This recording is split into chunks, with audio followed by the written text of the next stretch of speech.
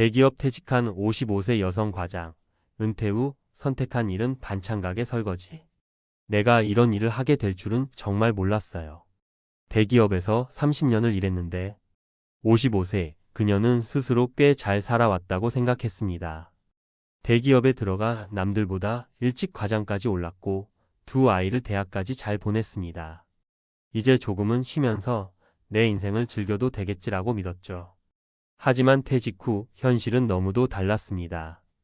은퇴를 기점으로 하루아침에 사회와 단절된 느낌. 누구도 그녀를 찾지 않았고 계획 없이 맞이한 시간은 점점 두려움으로 바뀌었죠. 결국 그녀가 선택한 건 동네 반찬가게 설거지 일이었습니다. 누구에게도 말 못한 채 아침 6시에 가게로 출근하며 하루를 시작합니다. 손목엔 파스, 허리는 뻐근하지만 일할 수 있어서 다행이라는 생각도 든다고 해요. 이 이야기는 그녀만의 이야기가 아닙니다. 지금 대한민국 곳곳에는 은퇴 후 막막한 현실 앞에서 삶을 다시 꾸리는 수많은 그녀와 그들이 있습니다. 은퇴하면 여유로운 삶이 기다릴 줄 알았죠? 그건 착각일 수 있습니다. 많은 분들이 은퇴하면 이렇게 생각합니다. 좀 쉬면서 취미도 즐기고 여행도 다니고. 하지만 그 꿈을 이루는 사람은 극히 일부입니다. 오히려 대부분은 은퇴 후에 더 불안한 삶과 마주하죠. 왜 그럴까요? 첫째, 은퇴 준비가 부족했기 때문입니다. 둘째, 자신의 시장 가치를 객관적으로 점검하지 않았기 때문입니다. 셋째, 삶의 정체성을 오직 직장에만 두었기 때문입니다. 아래 세 가지 사례를 통해 이 현실을 조금 더 생생하게 들려드릴게요. 사례 1. 퇴직금 있잖아요. 그 말 믿고 창업했다가 망한 56세 김 부장. 김 부장님은 30년 넘게 대기업 영업팀에서 일한 분이에요. 퇴직 후 퇴직금 2억을 들고 치킨집을 창업했어요. 이 정도면 충분히 버틸 수 있겠지. 하지만 창업은 생각보다 어려웠고 광고비, 인건비, 임대료의 1년 만에 절반을 날려버렸어요. 무엇이 문제였냐고요? 자신의 직장 경력이 자영업에 바로 통할 거란 착각. 그리고 은퇴 후 소비 습관을 줄이지 못한 생활 패턴. 결국 그는 지금 쿠팡에서 새벽 배송 알바를 하며 생계를 이어가고 있습니다.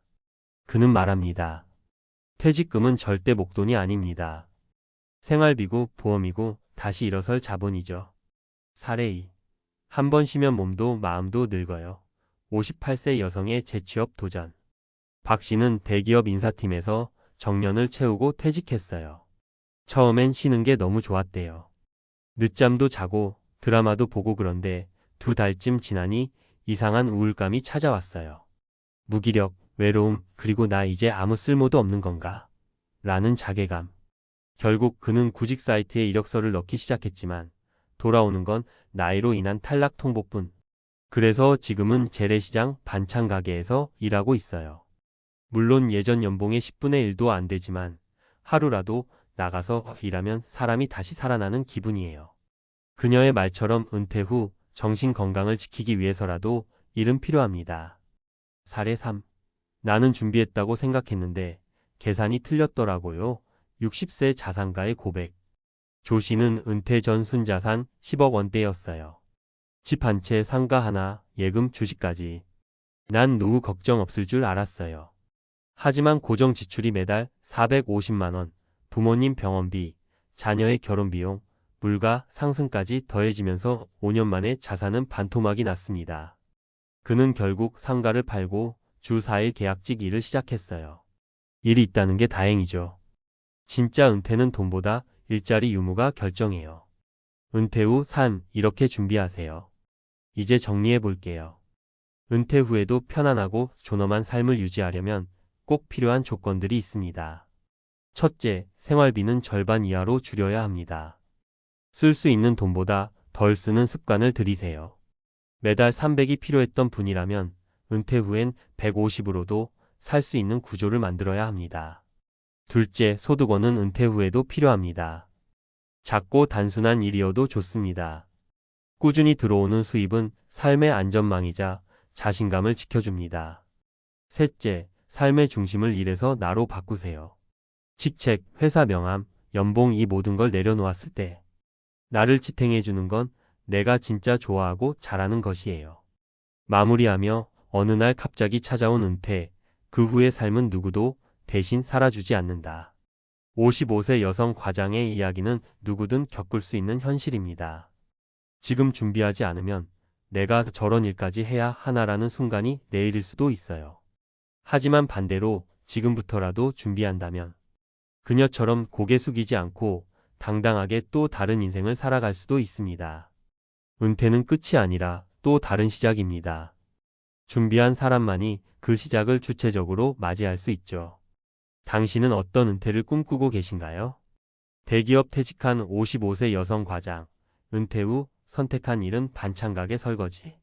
전문가 칼럼 은퇴 이후 삶의 리얼리티와 준비의 필요성. 퇴직 이후 누구도 말해주지 않는 현실.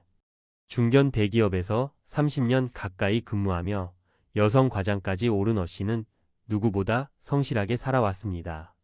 두 아이를 잘 키우고 직장에서 인정받는 위치까지 도달했죠. 그러나 55세 퇴직 이후 그녀가 마주한 현실은 예상과 너무 달랐습니다. 퇴직 6개월 후 그녀는 동네 반찬 가게에서 설거지 아르바이트를 시작하게 됩니다. 왜 그녀는 다시 일터로 나설 수밖에 없었을까요? 그녀의 이야기는 단순한 개인 사례가 아니라 대한민국 5,060대 퇴직자들이 겪고 있는 구조적인 문제를 고스란히 반영합니다. 지금부터 우리는 이 사례를 통해 은퇴 후 생계 불안, 일자리 부족, 정체성 상실이라는 세 가지 핵심 문제를 짚고 이에 대한 실질적인 대응 전략을 살펴보려 합니다. 1. 은퇴 후 예상보다 훨씬 빠르게 다가오는 생계의 압박. 많은 이들이 퇴직금과 국민연금, 그리고 약간의 자산으로 노후는 어떻게든 된다고 생각합니다. 그러나 통계는 이를 정면으로 반박합니다. 통계청 자료에 따르면 평균 퇴직 후 소득 공백은 7.3년, 노후 준비가 완벽하다고 응답한 50대는 전체의 13.2%에 불과합니다. 앞서 언급한 씨도 마찬가지입니다. 퇴직금은 자녀 학자금과 주택 대출 상환으로 대부분 소진되었고 매달 나가는 생활비와 보험료, 부모님 병원비 등으로 다시 현금 흐름이 필요해졌습니다. 단순히 돈을 벌어야 해서가 아닙니다. 예상보다 빠른 자금 고갈이 그녀를 다시 노동시장으로 내몬 것입니다. 2.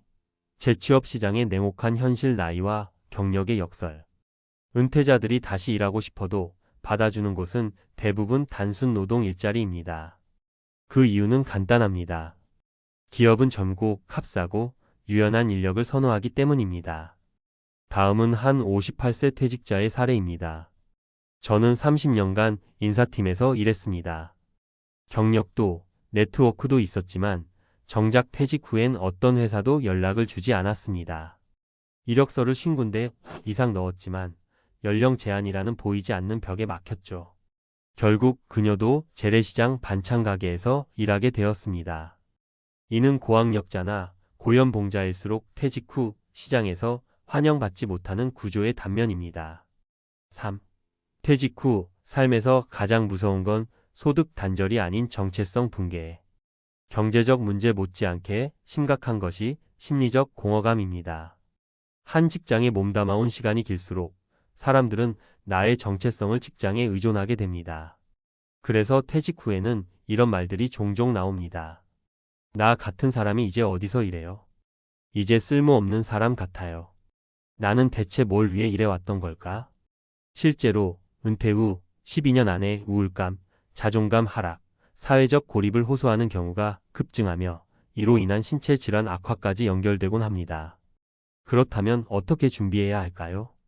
첫째, 은퇴 후 최소 20년치의 생활비를 구조화해야 합니다. 가장 먼저 해야 할 일은 생활비의 현실화입니다. 많은 이들이 퇴직 후에도 퇴직 전 소비 수준을 유지하려다 파산 위기를 겪습니다. 가장 안정적인 방법은 소비를 절반 수준으로 줄이고 필요한 만큼만 쓰는 체계를 갖추는 것입니다. 둘째, 작은 일이라도 꾸준한 소득을 만드는 구조가 필요합니다. 단순 노동이든 시간제 일이든 자격증 기반 일이든 중요하지 않습니다. 꾸준히 일을 할 수 있다는 것 자체가 노후의 리스크를 줄이는 가장 강력한 무기입니다. 사례에서 본 씨는 힘들지만 매일 출근하면서 다시 살아나는 느낌이라고 표현했습니다. 일은 단지 소득 수단이 아닌 심리적 활력과 사회적 연결을 유지하는 통로입니다. 셋째, 은퇴 후 삶의 정체성을 새롭게 정립해야 합니다. 나는 누구인가? 라는 질문에 대해 직책이나 직장이 아닌 내가 진정으로 좋아하는 일, 내가 사회에 기여할 수 있는 방식을 찾아야 합니다. 최근에는 5060대를 위한 사회적 일자리, 공익형 일자리, N잡 기반 수입 활동이 점점 늘어나고 있어 관심을 갖고 탐색하는 것이 중요합니다. 결론, 은퇴는 끝이 아니라 두 번째 삶의 시작이다. 반찬가게 설거지라는 타이틀은 자극적으로 들릴 수 있습니다. 하지만 그것이 바로 은퇴 후의 실제 현실이며 동시에 두 번째 인생의 출발점이 될 수 있습니다.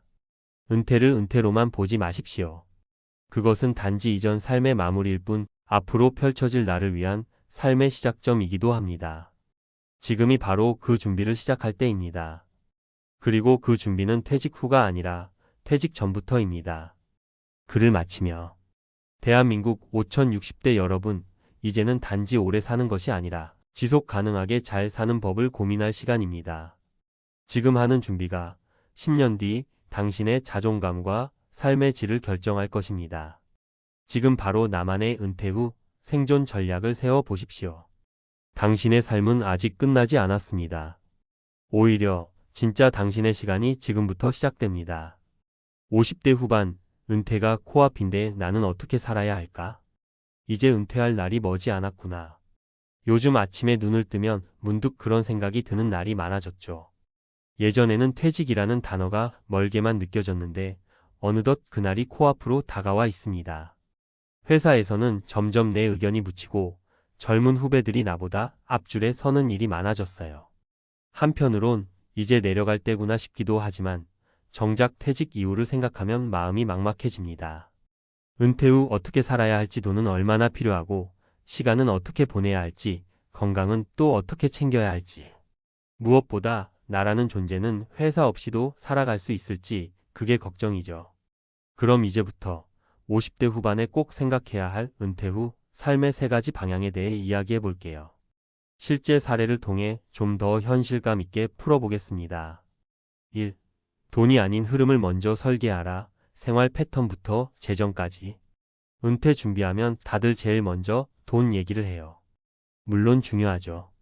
그런데 많은 사람들이 돈이 없으면 아무것도 못해라고 생각하면서 처음부터 끝까지 돈 걱정만 합니다. 이게 문제예요. 사례 하나 들어볼게요. 정민수 59세 씨는 대기업에서 30년 넘게 일하고 은퇴했어요. 은퇴 전까지 연봉 1억 가까이 받던 분이죠. 퇴직금과 연금까지 합치면 자산만 10억 가까이 되는데 은퇴 후 1년 만에 우울증이 왔어요. 이유요? 하루 종일 할 일이 없고 아침에 눈 떠도 갈 곳이 없다는 거예요. 여행도 2달 가보니 시들하고 골프는 체력 때문에 힘들고 결국 혼자 방에서 뉴스만 보다 무기력해졌대요. 은퇴 후 삶은 돈보다 흐름이 중요합니다.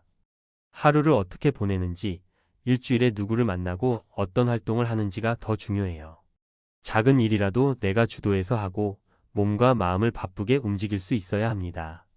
그래서 퇴직 전 12년은 가짜 은퇴를 해보는 걸 추천해요. 하루를 은퇴한 사람처럼 살아보는 거죠. 오전에 뭐하고 점심은 누구랑 먹고 오후엔 뭘 할지 시뮬레이션 해보면 생각보다 허전함이 클 거예요. 그 허전함을 채울 활동을 지금부터 찾아야 합니다. 돈은 그 다음 문제예요. 2. 새로운 소속감을 만들어라. 커뮤니티와 활동이 삶을 지탱한다. 퇴직 후 가장 큰 위기는 소속감의 상실이에요. 이름, 직책, 명함이 사라지면 누구도 나에게 연락하지 않고 어느 모임에서도 나를 먼저 부르지 않죠. 박혜란 58세 씨는 보험회사 지점장으로 퇴직했어요. 사내에서 능력자였고 고객도 많았죠. 그런데 퇴직하고 나니 연락이 뚝 끊겼다고 해요. 사람들에게 인기가 있었던 게 아니라 일이 있어서 그런 거였단 걸 뼈저리게 느꼈다고요. 그러다 우연히 지역 도서관 자원봉사에 참여하면서 인생이 달라졌대요. 처음엔 그냥 책 정리나 도와주다 중년 독서 모임을 알게 됐고 거기서 또래 여성들과 인생 얘기, 책 얘기, 건강 얘기를 나누면서 진짜 친구가 생겼다고 해요. 이제 나도 무언가의 일원이구나라는 느낌, 이게 다시 삶을 살아가게 만든다고요. 은퇴 후에는 소속이 있어야 삽니다. 지역 동호회, 재능 기부, 작은 아르바이트라도 내가 뭔가에 참여하고 있다는 느낌이 반드시 필요해요. 외로움은 돈이 많다고 해결되지 않습니다. 그래서 커뮤니티 모임, 봉사 같은 걸 너무 늦기 전에 시작해 보세요. 처음엔 낯설고 어색하지만 곧 사는 이유가 됩니다. 3. 일은 선택이 아니라 필요다. 단, 새 기준으로. 나는 은퇴하면 절대 일 안 할 거야. 이렇게 말하는 분들, 실제로 은퇴하고 나면 몇 달도 못 갑니다. 심심해서 미쳐요. 일은 돈을 떠나서 삶의 리듬을 만들어줘요. 김영태 60세 씨는 공기업 퇴직 후 한동안 집에서 쉬셨어요. 매일 마누라 눈치 보며 TV만 보다가 결국 자격증 공부를 시작했죠. 원래는 조경에 관심이 많았는데 정원관리사 자격증을 땄어요. 그리고 지금은 근처 아파트 단지 정원관리 일을 프리랜서로 하고 있습니다. 수입은 크지 않지만 하루 2~3시간 일하고 식물도 만지고 주민들과 인사도 나누고 내가 여전히 사회에 필요한 사람이구나라는 느낌이 가장 좋대요. 중요한 건 일의 기준을 바꾸는 겁니다. 젊을 때처럼 성과 내고 승진하려는 게 아니고요. 내가 즐길 수 있고 시간 조절 가능한 일이면 충분해요. 그래서 요즘은 라이프워크라는 단어도 자주 쓰이죠. 내 인생을 풍요롭게 해주는 일, 그게 바로 은퇴 후 필요한 일입니다. 정리하며 50대 후반이라면 지금이 정말 마지막 골든타임이에요. 은퇴라는 건 단순한 회사 생활의 끝이 아니라 내 이름으로 살아가는 삶의 시작입니다. 돈보다 하루의 흐름을 먼저 설계하고 사라진 소속감을 대체할 커뮤니티를 찾고 내 삶을 풍요롭게 해줄 새로운 기준의 일을 만들어야 진짜 은퇴 후에도 후회 없는 인생을 살 수 있어요. 지금 너무 늦지 않았습니다. 당신의 두 번째 인생은 오히려 더 깊고 더 단단할 수 있습니다. 몸과 뇌가 망가지면 모든 게 무너진다.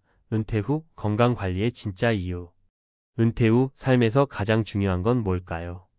돈도, 일도, 관계도 다 중요하지만 그 모든 걸 가능하게 해주는 기반은 바로 건강입니다. 몸이 아프면 일도 못하고 사람도 안 만나게 되고 돈도 더 빨리 없어집니다. 결국 건강이 무너지면 은퇴 후 삶 전체가 무너집니다. 특히 50대 후반 이후에는 근육량 감소, 뇌 기능 저하, 면역력 약화 같은 노화의 징후들이 눈에 띄게 찾아옵니다. 그런데 이걸 나이 들면 당연한 거지 하고 넘기면 정말 위험해집니다. 1. 뇌의 노화는 생각보다 빨리 온다. 해마와 전두엽의 변화. 은퇴 후 갑자기 멍해지고 기억이 깜빡깜빡하고 생각의 속도가 느려졌다고 느끼는 분들 많죠? 이건 단순한 건망증이 아니라 뇌의 특정 부위가 빠르게 퇴화하기 시작한 겁니다. 특히 해마이포캠퍼스는 기억을 저장하고 감정을 조절하는 핵심 부위인데 60대부터는 평균적으로 해마의 크기가 매년 12%씩 줄어든다는 연구 결과가 있습니다. 출처 에릭선 에델 PNAS 2011. 또한 전두엽 프리프런털 코텍스는 의사결정, 집중력, 자제력 등을 담당하는 부위인데 은퇴 후 외부 자극이 줄어들면 빠르게 기능이 약화돼요. 그럼 어떻게 해야 하냐고요? 운동과 새로운 학습을 병행하면 해마와 전두엽의 기능을 되살릴 수 있습니다. 앞선 연구에서 걷기 운동을 1년간 지속한 60대 그룹은 해마 크기가 실제로 커졌다는 결과가 나왔어요. 또한 악기 배우기, 외국어 공부, 퍼즐 풀기, 손으로 하는 세밀한 활동 그림, 조립 등이 전두엽을 자극하는 데 효과적입니다. 즉 뇌를 쓸수록 뇌는 늙지 않습니다. 2. 근육은 노후를 지탱하는 제2의 자산이다. 근육은 단순히 힘의 문제만이 아니에요. 근육량이 많을수록 혈당 조절, 면역 기능, 낙상 예방, 심지어 치매 예방에도 긍정적인 영향을 준다는 연구들이 많습니다. 50대 후반부터는 1년에 약 1%씩 근육이 자연적으로 줄어듭니다. 그리고 70대가 되면 젊을 때의 6,070% 수준밖에 남지 않게 돼요. 출처 로전버그, SARCOPENIA 오러진즈 언드 클리너컬 렐러번스, 저널즈 어브 제런탈러지 1997. 특히 중요한 건 허벅지, 엉덩이, 복부의 근육, 즉 코어 근육과 하지 근육입니다. 이게 줄어들면 걷는 것도 힘들고 허리도 아프고 계단 하나도 두렵게 됩니다. 그래서 하루 20분이라도 스쿼트, 계단 오르기, 의자에 앉았다. 일어나기 같은 체중 부하, 운동 웨이트 마이너스 베링 엑서사이즈를 해야 합니다. 헬스장 안 가도 집에서 얼마든지 가능하니까요. 근육은 곧 생존력입니다. 나이 들수록 병원비가 드는 이유는 근육이 없기 때문이에요. 3. 면역력의 70%는 장에서 결정된다. 식이섬유와 유익균의 힘. 은퇴 후 감기 자주 걸리고 피로가 안 풀리고 염증 반응이 생기는 것도 면역력 저하 때문입니다. 그런데 놀라운 사실 하나. 우리 면역세포의 70% 이상이 장에 몰려 있다는 것 알고 계셨나요? 장내 환경이 나빠지면 염증이 생기고 전신 면역에도 문제가 생겨요. 그래서 최근에는 장 건강 전신 건강이라는 말이 의학계에서도 공식처럼 통합니다. 그럼 장 건강은 어떻게 챙기느냐? 첫째, 식이섬유 섭취를 늘려야 합니다. 보리밥, 현미, 김치, 미역, 다시마, 견과류 등은 장내 유익균의 먹이가 됩니다. 둘째, 정제된 음식 밀가루, 인스턴트, 설탕 등은 줄여야 합니다. 이런 음식은 장내 유해균을 늘려 염증을 유발하고 복부 비만까지 만들어요. 셋째, 수면과 스트레스 조절이 중요합니다. 잠을 잘 못 자면 장내 미생물 구성이 하루 만에도 확 바뀐다는 연구가 있습니다. 출처 베너딕트 에델것 마이크로브즈 2012. 결국 잘 먹고 잘 자고 잘 쉬는 것, 이것이 은퇴 후 가장 강력한 보험입니다. 마무리하며 은퇴 후의 삶은 돈과 일만으로는 유지되지 않습니다. 몸과 뇌, 면역 시스템이라는 기반이 튼튼해야만 그 위에 무언가를 세울 수 있어요. 지금 50대 후반이라면 늦지 않았습니다. 뇌는 써야 살아납니다. 새로운 걸 배우고 꾸준히 움직이세요. 근육은 생존력입니다. 매일 20분 스스로의 몸을 지탱해줄 자산을 만들어야 합니다. 장 건강은 면역의 핵심입니다.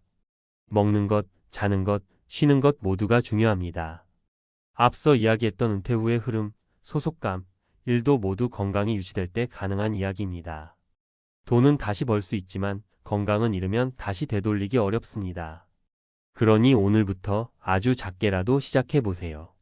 10분 걷기, 계단 오르기, 잡곡밥 먹기, 스트레칭 한 세트. 이 모든 작은 행동들이 은퇴 후 삶의 질을 결정짓는 진짜 비결이 됩니다. 40대는 인생의 황금기처럼 보입니다.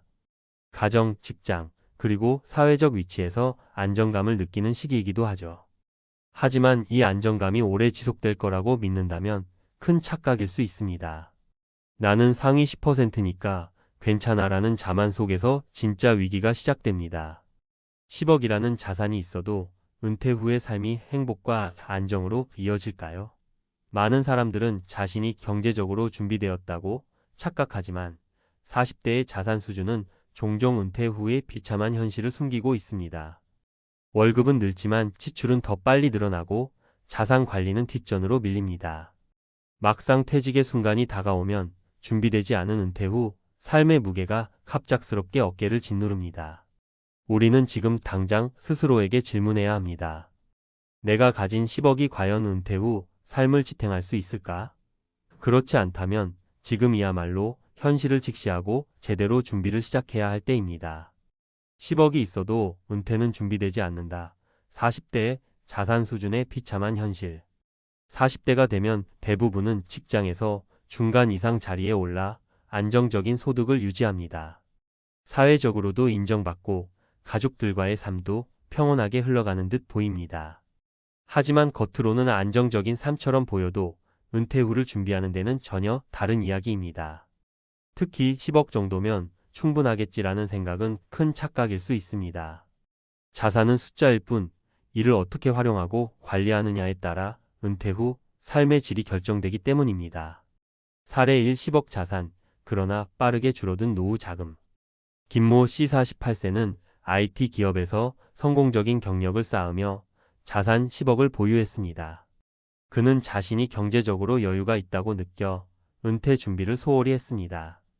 하지만 퇴직 후 몇 년이 지나자 예상치 못한 의료비, 자녀 교육비, 생활비가 한꺼번에 몰려와 자산은 빠르게 줄어들었습니다.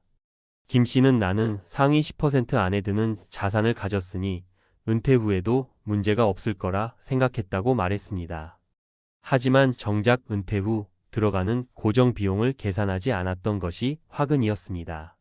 안정적인 소득 없이 자산만으로 생활을 유지하려다 보니 5년 만에 자산의 절반이 사라졌습니다.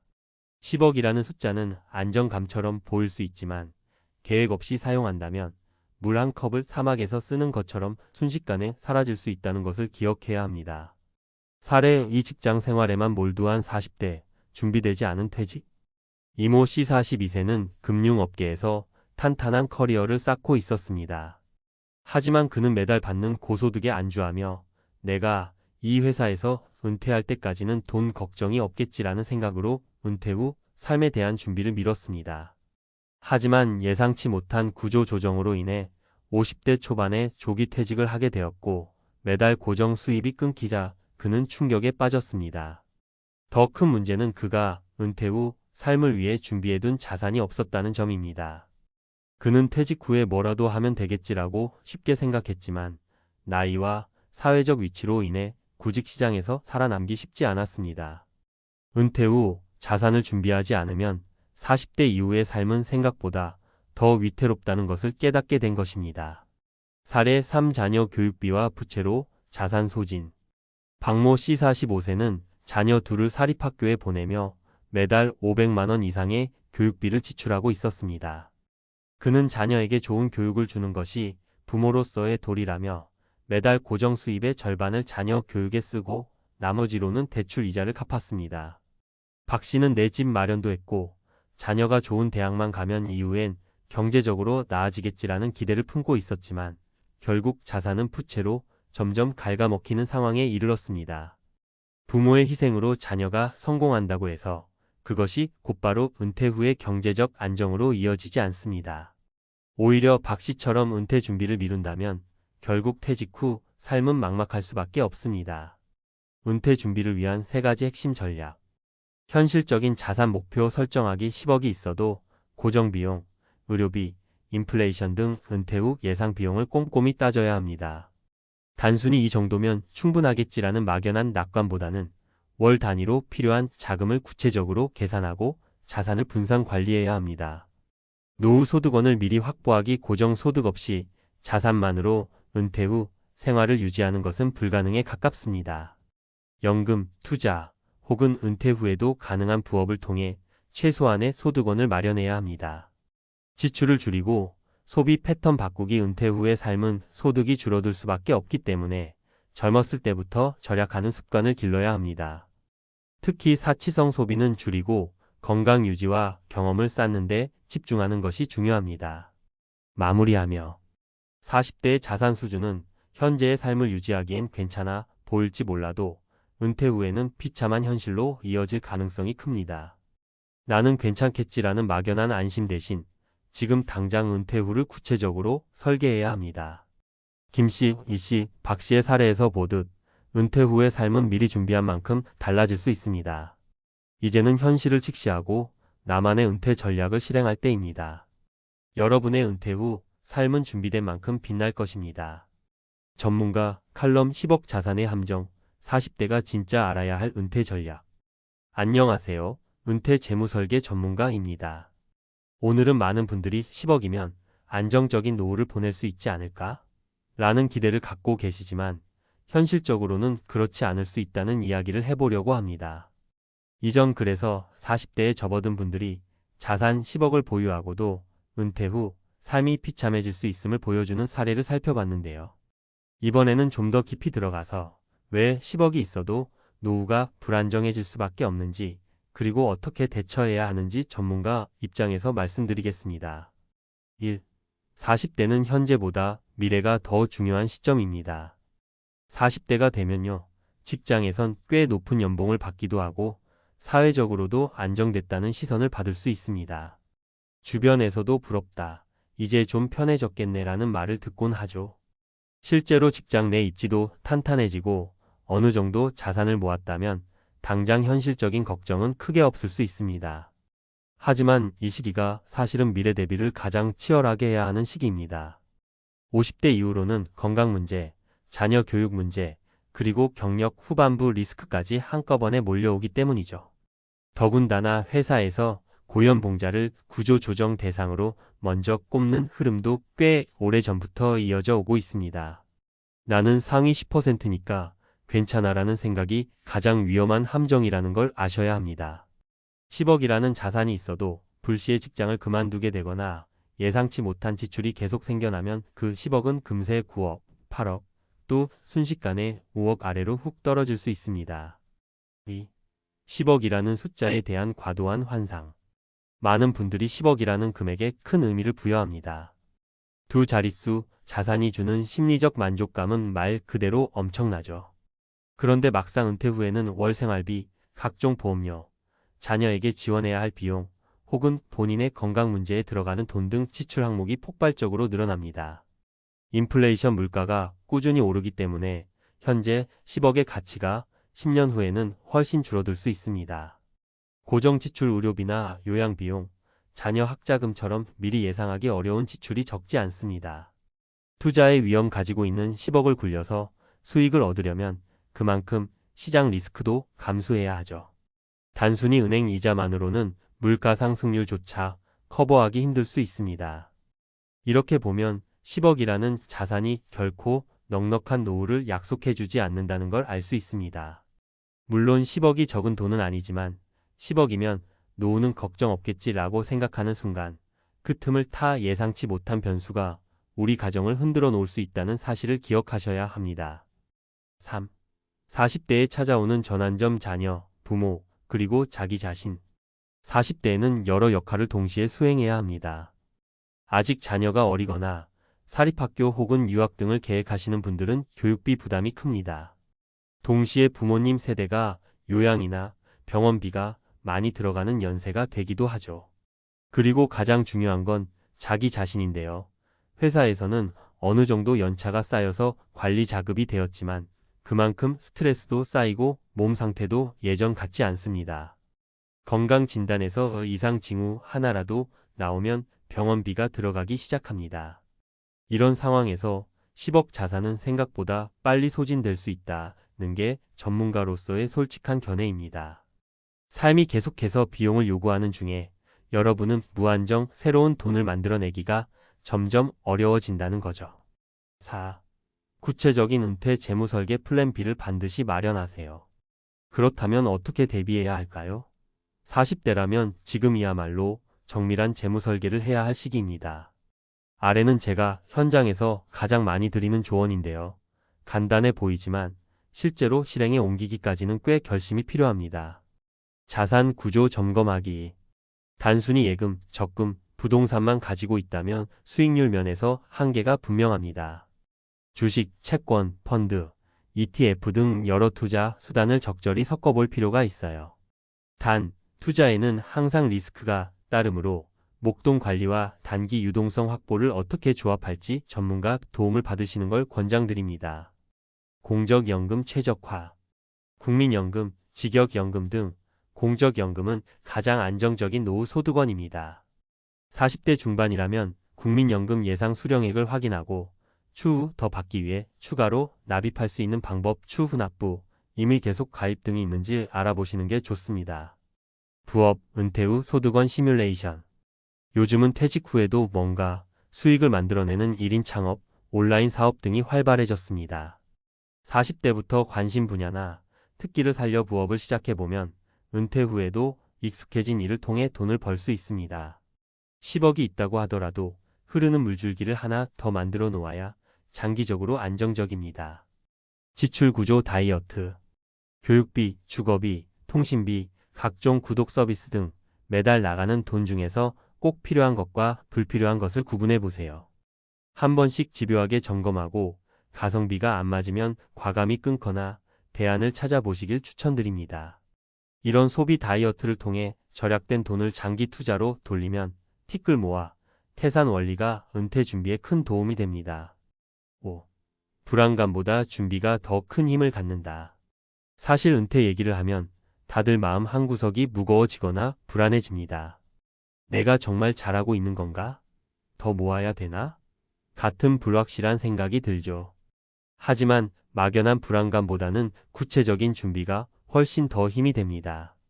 예를 들어 위에서 말씀드린 대로 연금 수령액을 미리 계산해보고 가족들의 의료비나 교육비를 어느 정도까지 감당할 수 있는지 실제 수치를 뽑아보면 마음이 오히려 편안해지는 경우가 많습니다. 아, 내 상황이 이렇구나. 그럼 앞으로 어떻게 해야겠네라고 감을 잡을 수 있으니까요. 제가 상담을 하면서 느끼는 점은 아무리 자산이 많아도 스스로 파악하지 않으면 불안에 떨고 자산이 적어도 체계적으로 준비하면 오히려 마음이 편하다는 겁니다. 결국 핵심은 내 상황을 구체적으로 아는 것에서 시작합니다.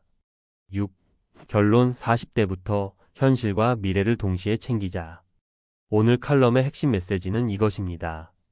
10억이라는 큰 돈이 있어도 제대로 된 플랜 없이는 노후가 불안할 수 있다. 40대는 내 삶이 어느 정도 궤도에 오른 시기라고 볼 수 있지만 동시에 가족과 나 자신에게 더 많은 책임이 생기는 시기이기도 합니다. 그리고 은퇴까지 남은 시간이 의외로 길지 않을 수 있다는 점 꼭 기억하셔야 합니다. 여러분이 지금 40대라면 어느 정도 자산이 있더라도 미래 설계에 대한 경각심을 가져보시길 권해드립니다. 은퇴 후 30년 이상의 삶을 어떻게 보내느냐는 결국 지금 어떤 준비를 하느냐에 달려 있습니다. 어차피 앞으로 일하며 돈 벌 텐데라는 안일한 생각은 가장 위험합니다. 마지막으로 혹시 전문가 도움을 받으면 돈만 많이 든다고 생각하실 수 있어요. 하지만 한 번에 제대로 된 재무 설계가 평생의 불안을 덜어줄 수도 있습니다. 가족에게도 든든한 버팀목이 되고요. 따라서 작은 비용, 작은 시간을 투자하더라도 전문가와 머리를 맞대고 체계적인 솔루션을 마련해 보시길 진심으로 추천드립니다. 10억이면 된다 고 생각했던 마인드에서 한 걸음 벗어나 어떻게 이 10억을 효율적으로 운용하고 거기에 다른 소득원을 더 마련할 것인가로 관점을 바꾸셔야 합니다. 여러분이 40대에 세운 플랜이 50대, 60대, 그리고 그 이후의 삶까지 책임지게 될 겁니다. 지금 당장 내 재정 상태, 내 생활 패턴, 그리고 향후 10년간의 라이프 이벤트들을 적어보시고 구체적으로 계산해 보세요. 어느 순간 10억 자산이 있어도 이걸로 부족하겠구나라는 현실을 깨닫게 되실지도 모릅니다. 하지만 그 불안은 또 다른 준비의 출발점이 되기도 합니다. 안심보다는 계획, 현재보다는 미래. 이 두 가지 키워드만큼은 꼭 기억해 주셨으면 합니다. 10억 자산 자체가 나쁜 건 절대 아니죠. 중요한 건 그 자산을 어떻게 굳건한 은퇴 라이프로 연결하느냐입니다. 여러분의 노후가 지금보다 조금 더 안정적이고 고민이 줄어들기를 바라며 오늘 칼럼은 여기까지 마치겠습니다. 택시기사로 30년 일한 65세 아버지, 국민연금 받고 난 후 표정이 변했다. 안녕하세요, 여러분. 요즘 들어 은퇴 준비라는 말이 아주 낯익게 들리는 분들 많으실 거예요.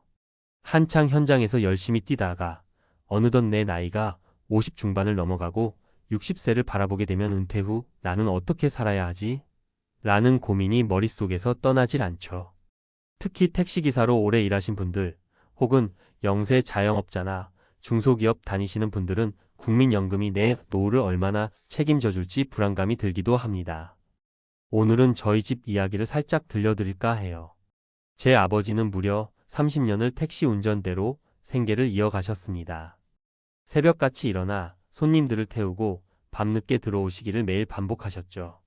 그렇게 30년간 부지런히 일하고 국민연금도 성실히 부어오셨는데 막상 65세가 되어 연금을 수령하시는 순간 아버지의 표정이 심상치 않더라고요. 이게 다야? 하는 느낌이었달까요? 분명 월급에서 꼬박꼬박 떼어간 국민연금이니 노후를 든든히 책임져 줄 거라 기대했는데 막상 받아보니 그 금액이 생각보다 적게 느껴진 거예요. 아버지 입장에선 허탈할 수도 있죠. 한 푼 한 푼 모아온 건데 실제로 매달 들어오는 연금액이 큰 도움이 되기에는 부족하게 느껴지니까요. 그때부터 아버지는 은퇴 후 내가 뭘 더 해야 하지? 라는 고민에 빠지셨어요. 그리고 주변에 비슷한 상황에 놓인 분들의 이야기를 들어보니 은퇴 후 진짜 삶은 국민연금만으로는 안 된다는 게 결론이었습니다. 오늘은 제가 본 아버지의 사례, 그리고 주변에서 들은 비슷한 이야기 몇 가지를 구어체로 풀어보려고 해요. 1.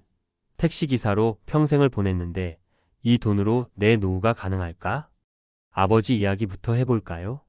아버지는 35세 때부터 택시 운전을 시작하셨어요. 그러니까 정말 꼬박 30년이 넘는 세월을 운전석에서 보내신 겁니다. 그래도 착실히 국민연금은 부어오셨고 60 넘으면 연금 나오니까 조금은 편하게 살겠지라고 안심하고 계셨어요. 그런데 이제 은퇴해보니 이야기가 좀 달랐어요. 막상 연금을 수령하게 되니 기대했던 금액보다는 적었어요. 생활비, 병원비, 가스 전기요금, 교통비, 적게는 한두 푼 쓰는 용돈까지 한 달에 나가는 비용이 꽤 되잖아요. 물론 본인 퇴직금 일부와 약간의 저축은 있지만 그게 한 달 새에 사라지는 건 아니지만 그렇다고 마음껏 쓸 수 있을 만큼 넉넉하지도 않았죠. 연금은 그야말로 기본 생활비의 일부만 충당해주는 수준이었던 거예요. 아버지는 처음엔 짜증 섞인 농담도 하셨죠.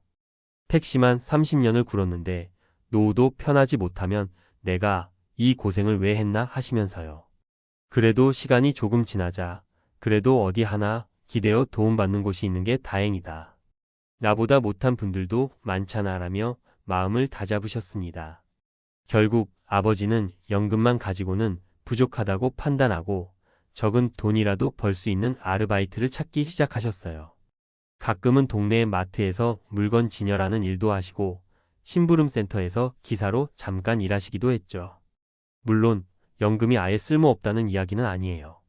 아버지처럼 몇십 년 성실하게 납부하신 분들에게 국민연금은 분명히 큰 도움이 돼요. 문제는 그것만으로는 은퇴 후 삶을 완전히 책임지기에는 부족하다는 겁니다. 그래서 은퇴를 바라보는 분들이라면 국민연금뿐 아니라 다른 준비도 같이 해두는 게 중요하다고 느꼈어요. 은퇴하고서야 알았다. 국민연금밖에 없으면 답이 없더라. 58세 자영업자 사장님. 두 번째 사례는 제가 잘 아는 분이신데 작은 동네 분식점을 20년 넘게 운영하신 사장님 이야기예요. 어머니 뻘이신 이분도 국민연금을 꾸준히 납부는 하셨는데 사업이 잘 될 때는 소득 신고를 크게 하지 않으셨나 봐요. 우리나라 국민연금은 소득 신고한 기준으로 연금액이 결정되잖아요. 이분도 세금을 아끼려고 실제보다 낮게 신고하신 적이 많았던 거죠. 문제는 나중에 국민연금을 수령할 때가 되자 생각했던 것보다 훨씬 적은 금액이 나온 거예요. 결국 은퇴하고서야 아이고 연금이 이 정도라니. 한 달 생계비 중 일부도 못 되겠네라며 한탄하셨죠. 그리고 어차피 분식점을 접고 은퇴할 생각으로 가게를 권리금 없이 정리하셨는데 연금만 받고는 생활이 빠듯하다 보니 다시 일자리를 알아봐야 할 상황에 처하신 겁니다. 결국 58세라는 적지 않은 나이에 뭐라도 해야겠다며 편의점 야간 알바나 건물 청소 같은 일을 알아보시더라고요. 체력도 예전 같지 않으니 몸은 힘들고 정신적으로도 난 이제 무슨 재주로 먹고 살지? 라는 막막함이 크셨다고 합니다. 그분이 하신 말씀이 제 귀에 아직도 맴돌아요. 내가 그때 국민연금 더 많이 납부하라고 했을 때 거짓말 안 치고 소득 좀 더 높게 신고할 걸 그때는 세금만 아끼면 남는 거라고 생각했는데 이게 결국 내가 발등 찍은 거야. 이 사례를 들으면 연금 산정의 기초가 되는 소득 신고를 너무 줄이면 결국 본인이 손해를 보는구나 하고 느끼게 돼요. 아마 아직 4050대 분들 중에 비슷한 상황이 있으시다면 지금이라도 소득 신고를 제대로 해서 연금 기준액을 올려놓는 것이 미래의 나를 위해 좋을 수 있습니다. 3. 공무원 연금이 부러웠는데 막상 받아보니 나도 남 얘기 아니더라. 60세 교사 은퇴 사례. 마지막으로는 조금 다른 경우를 들어볼게요. 어떤 분은 중학교 교사로 오랫동안 근무하시다가 국민연금이 아닌 별도의 공무원 연금을 받고 계신다고 했어요. 공무원 연금이 좀 더 많이 나온다고 다들 알고 있잖아요. 맞아요. 일반 국민연금보다는 공무원 연금 수령액이 높을 수 있어요. 그런데 문제는 그분도 만만치 않게 가계 지출이 큰 상태였다는 거죠. 사실 우리나라에서 인플레이션이나 의료비, 자녀 교육비, 결혼 자금까지 책임지다가 보면 연금이 아무리 많아도 부족함을 느끼게 되더라고요. 이분은 나는 교사하면서 어느 정도 편하게 살았으니 은퇴 후엔 더 여유롭게 살겠다는 게 은퇴 전 꿈이었대요. 그런데 막상 은퇴해보니 매달 입금되는 공무원 연금만으로는 여행 한번 가기도 부담스럽고 손주들 돌잔치나 용돈 챙겨주다 보면 어느새 적금에서 조금씩 빼쓰고 계시더라고요. 그러다 보니 연금 수령액이 아예 없는 건 아니지만 생각했던 은퇴 후 황금기와는 거리가 좀 있어서 실망하셨다고 해요. 그래서 결국 좀 더 편하게, 좀 더 여유 있게 살려면 공무원 연금만으로도 부족하구나라는 걸 새삼 깨달으셨대요. 은퇴 후 삶을 준비하는 우리의 자세. 자, 이렇게 세 가지 사례를 말씀드렸는데 공통점이 뭔지 느껴지시나요? 연금 하나만으로는 부족하다. 국민연금이든 공무원 연금이든 회사에서 나오는 퇴직금이든 간에 그 한 가지 수단만으로는 은퇴 후 오랜 기간을 든든히 지탱하기가 쉽지 않다는 겁니다. 더욱이 요즘은 평균 수명이 늘어났잖아요. 70, 80이 아니라 90세, 100세까지 사시는 분들도 많아지고 있죠. 은퇴 시기는 여전히 60 전후인데 그 뒤로 30년 이상 살아가야 해요. 그러면 한 달 수입이 많지 않아도 꾸준히 들어올 수 있는 다양한 형태의 소득원이 필요합니다. 아버지 얘기로 다시 돌아오자면 결국 아버지는 택시 운전을 완전히 내려놓은 뒤에도 가끔 동네 심부름센터 기사로 일에 용돈벌이를 하면서 국민연금을 보조하고 계세요. 그래도 적게나마 일할 곳이 있고 몸이 움직이는 한 벌어서 좀 더 여유롭게 살려고 한다는 말씀을 종종 하시더라고요. 공감이 갑니다. 물론 나이가 들수록 일자리를 구하기도 쉽지 않으니 우리 모두 미리미리 준비해야 한다고 생각해요. 젊었을 때부터 개인연금 같은 다른 연금 상품을 들어두거나 부동산 주식 ETF 같은 투자로 수익을 낼 길을 마련해두고 지출을 잘 통제하는 습관을 들이면서 말이죠.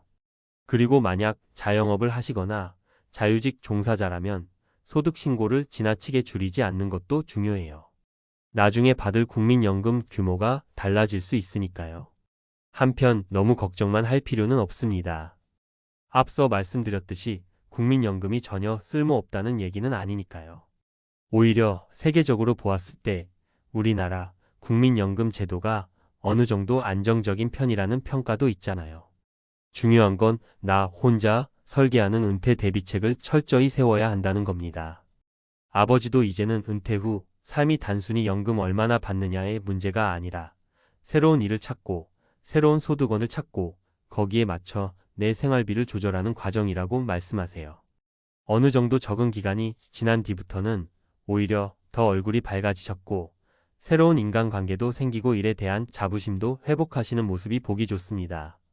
우리가 은퇴를 준비하는 이유는 단순히 월급 같은 소득이 끊기기 때문만은 아닐 거예요. 앞으로 살아갈 날들에 대한 불안을 줄이고 조금 더 안정적인 마음으로 내가 하고 싶은 일들을 하기 위해서겠죠. 돈 문제에서 벗어나면 하고 싶은 일도 즐길 수 있고 가족 지인과의 관계도 더 편안해지는 법이잖아요. 마무리하며 결국 제 아버지처럼 오랫동안 택시를 몰았건 분식점을 운영했건 공무원을 했건 간에 은퇴 후 새 삶은 막상 닥치면 낯설고 어려운 도전이 됩니다. 그때 국민연금이 나의 전부다라고 생각하고 있다가 막상 수령액을 확인하면 엄청난 박탈감이 밀려올 수 있죠. 그래서 지금부터라도 미래의 노후를 대비해 여러 가지 방안을 모색해야 합니다. 첫째, 국민연금은 되도록 최대한 많이 납부하는 게 유리합니다. 소득 신고를 줄여 세금을 아끼는 것만이 능사는 아니라는 뜻이죠. 둘째, 개인연금이나 IRP, 다른 투자 저축 수단을 활용해 복수의 소득원을 마련하세요. 셋째, 은퇴 직전이 되면 자산과 지출 구조를 다시 한번 점검해서 몇 살까지 얼마나 쓸지 큰 그림을 그려보는 게 도움이 됩니다. 넷째, 은퇴 후에도 할 수 있는 일을 찾아보세요. 취미든 부업이든 소소하게라도 소득이 있으면 큰 힘이 됩니다. 제 아버지가 국민연금을 처음 받았을 때 씁쓸해하셨던 표정이 아직도 잊히지 않습니다.